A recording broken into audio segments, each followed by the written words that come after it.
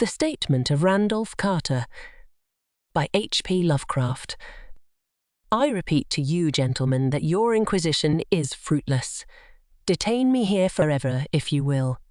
Confine or execute me if you must have a victim to propitiate the illusion you call justice.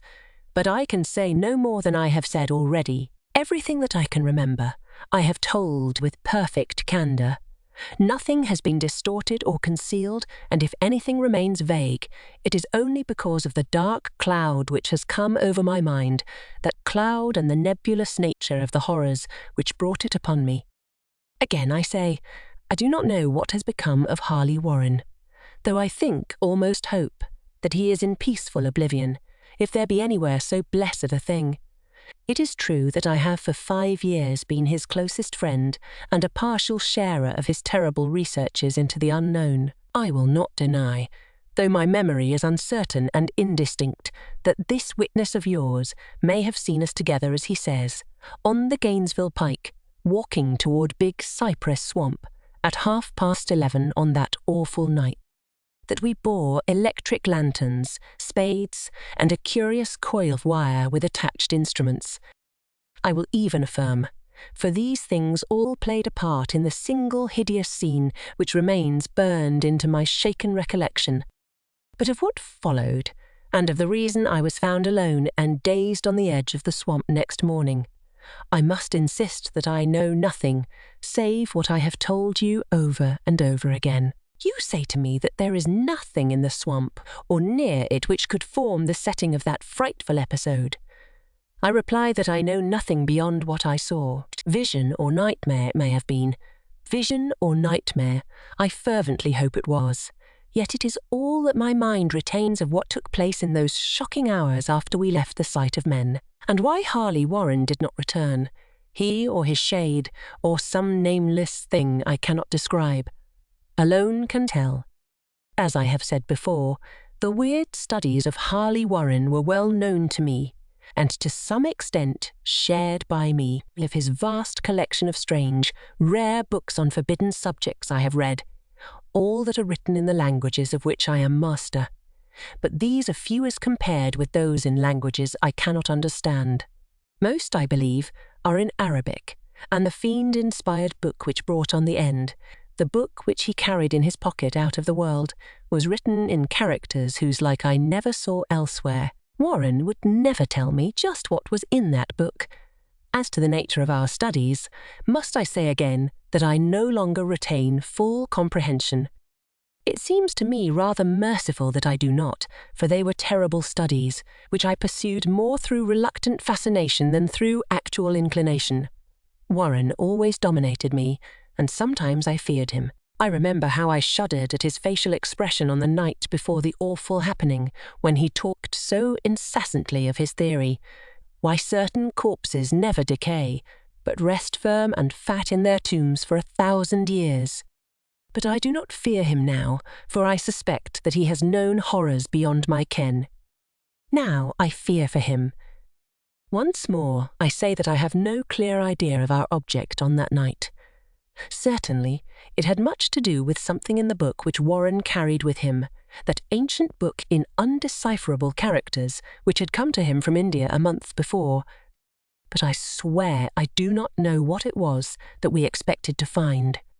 Your witness says he saw us at 11:30 on the Gainesville Pike, headed for Big Cypress Swamp. This is probably true, but I have no distinct memory of it. The picture seared into my soul is of one scene only, and the hour must have been long after midnight, for a waning crescent moon was high in the vaporous heavens. The place was an ancient cemetery, so ancient that I trembled at the manifold signs of immemorial years.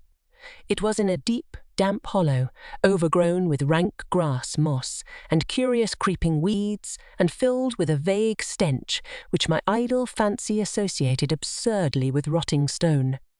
On every hand were the signs of neglect and decrepitude, and I seemed haunted by the notion that Warren and I were the first living creatures to invade a lethal silence of centuries. Over the valley's rim a waning crescent moon peered through the noisome vapours that seemed to emanate from unheard-of catacombs, and by its feeble, Wavering beams I could distinguish a repellent array of antique slabs, urns, cenotaphs, and mousseline facades, all crumbling, moss-grown, and moisture-stained, and partly concealed by the gross luxuriance of the unhealthy vegetation.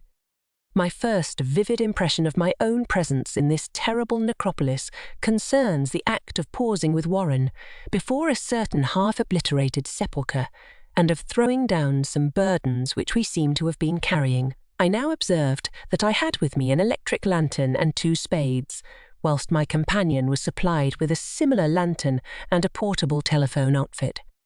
No word was uttered, for the spot and the task seemed known to us, and without delay we seized our spades and commenced to clear away the grass, weeds, and drifted earth from the flat, archaic mortuary. After uncovering the entire surface, which consisted of 3 immense granite slabs, we stepped back some distance to survey the charnel scene, and Warren appeared to make some mental calculations. Then he returned to the sepulchre, and using his spade as a lever, sought to pry up the slab lying nearest to a stony ruin which may have been a monument in its day. He did not succeed, and motioned to me to come to his assistance.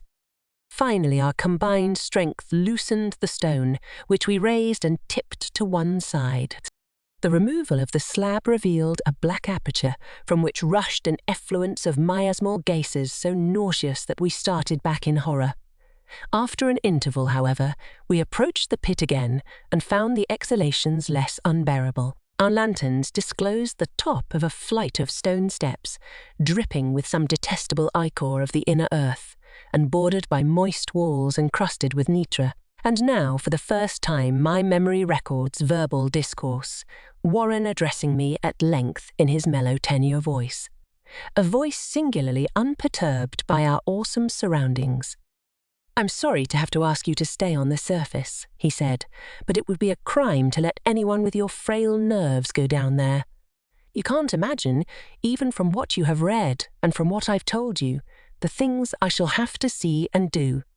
It's fiendish work, Carter, and I doubt if any man without ironclad sensibilities could ever see it through and come up alive and sane. I don't wish to offend you, and heaven knows I'd be glad enough to have you with me, but the responsibility is in a certain sense mine, and I couldn't drag a bundle of nerves like you down to probable death or madness. I tell you, you can't imagine what the thing is really like.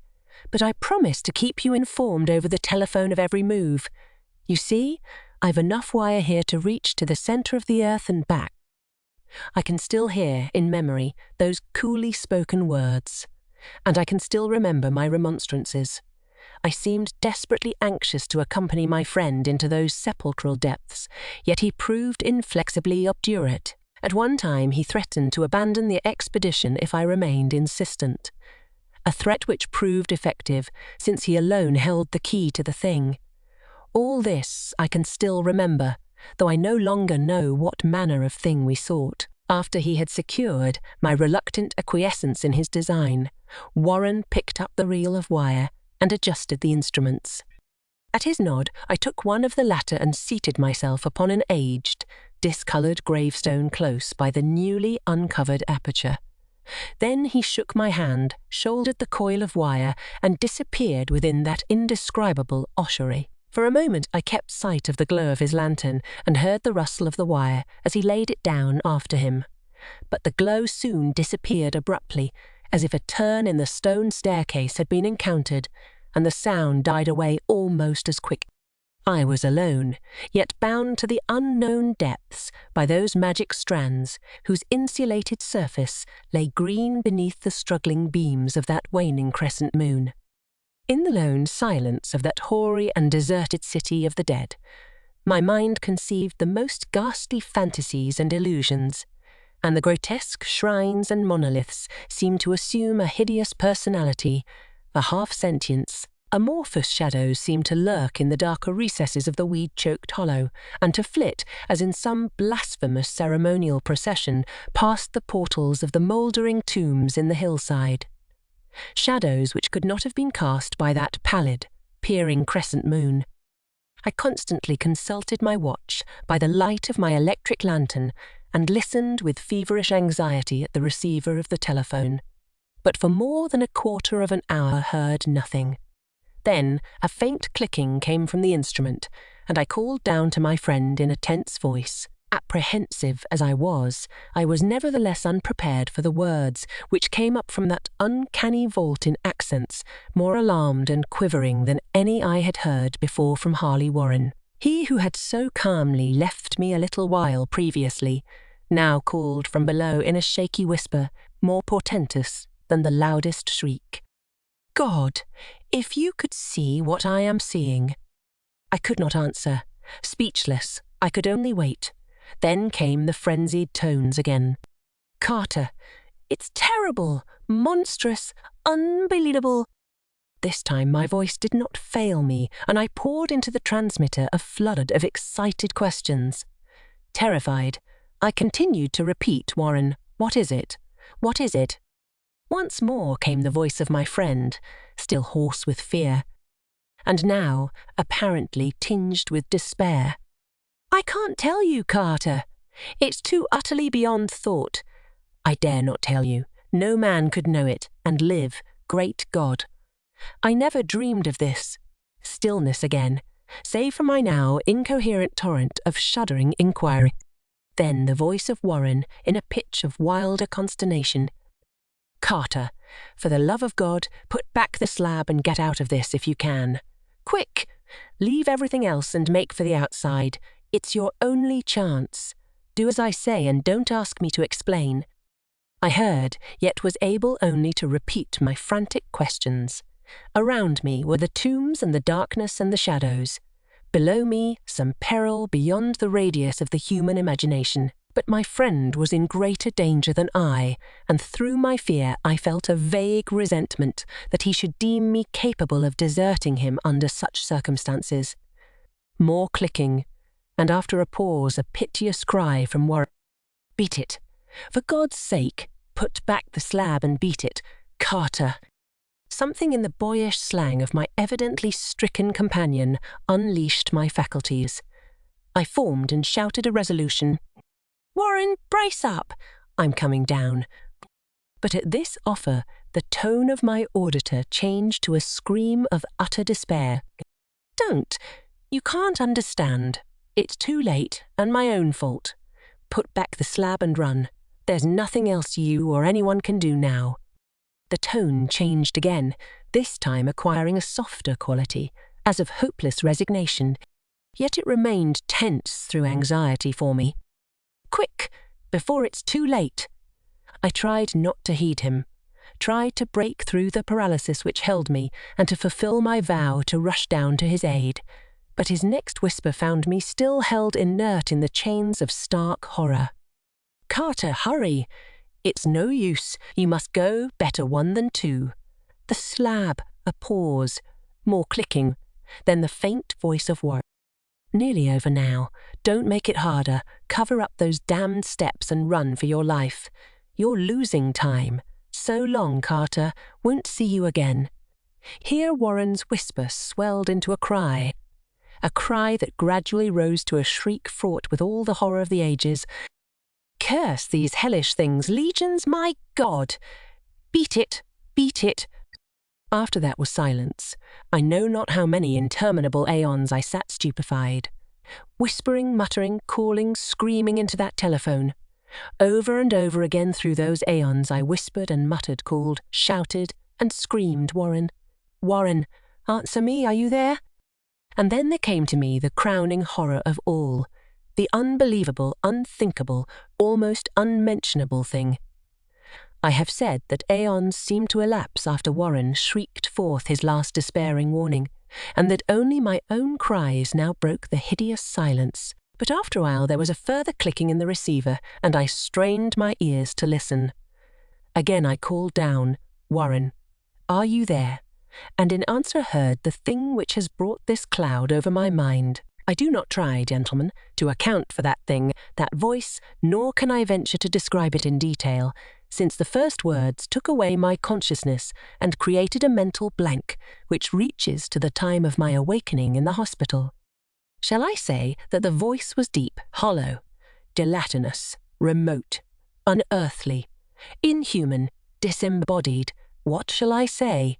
It was the end of my experience and is the end of my story.